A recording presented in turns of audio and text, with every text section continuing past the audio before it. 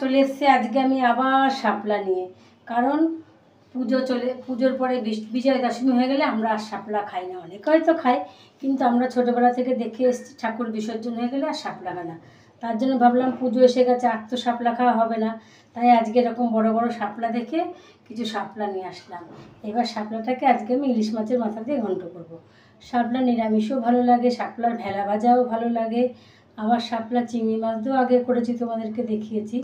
আজকে আমি করব ইলিশ মাছের মাথা দিয়ে শাপলার ঘন্ট। সেটাই শাপলাটাকে এবার আমি ভালো করে কেটে নেব, এর মধ্যে দিয়ে একটু ভাপ দিয়ে নেব।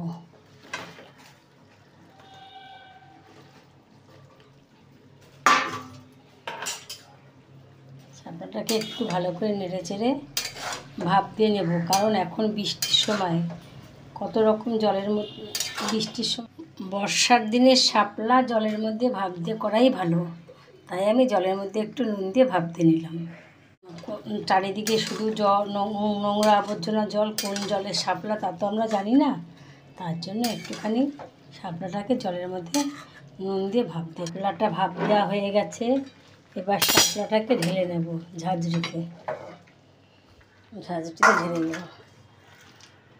শাপলা করার জন্য নিয়ে নিচে আমি শাপলা ভাপিয়ে, আর নিয়ে নিচে নুন হলুদ মাখিয়ে ইলিশ মাছের মাথা।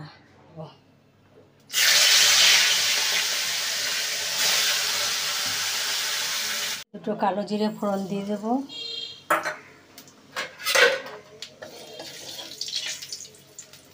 তারপর ভাপিয়ে রাখা শাপলাটাকে দিয়ে দেব।